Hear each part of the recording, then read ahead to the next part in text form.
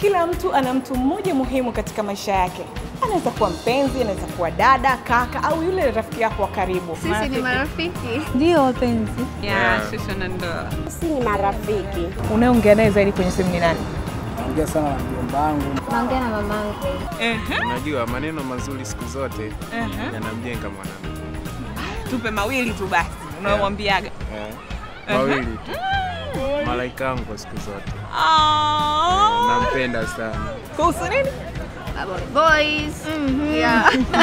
Ukipita dakika 10 hujampigia simu hivyo au kama nusu saa.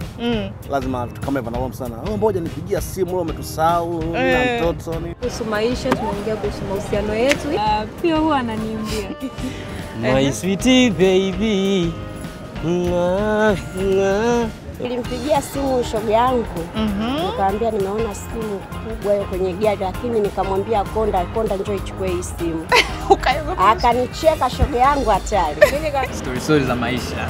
Na huyu pia na matatizo yake. Kesi ndio nyingi sana. Kesi huyu za boyfriend wake. Kesi kuhusu boyfriend wake. Kila siku anagombana, kila siku kesi. Wewe kwani wewe mgombani kila siku? Huyu ana siri gani ambayo wewe tu ndio unaijua na yeye?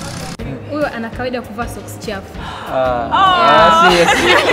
Ukweli akiona kuku huwa anakuwa kama mtoto. Anaogopa sana kuku. Kuku. Imagine anaogopa giza. Yes, ila mimi naogopa panya. Unaogopa panya? Ulikuwa unajua? Na hiyo ni kwa sijui. Anampenda kazini wangu yani mpaka leo naje kumwambia. Unaonaje sasa ukapata nafasi ya kumchagua huyo mtu mmoja muhimu, kumpigia simu muda wote bure kabisa? Bure. Serious? Inawezekanaje? Inawezekana. Wewe utamchagua nani? Mimi nitamchagua mume wangu. Wewe?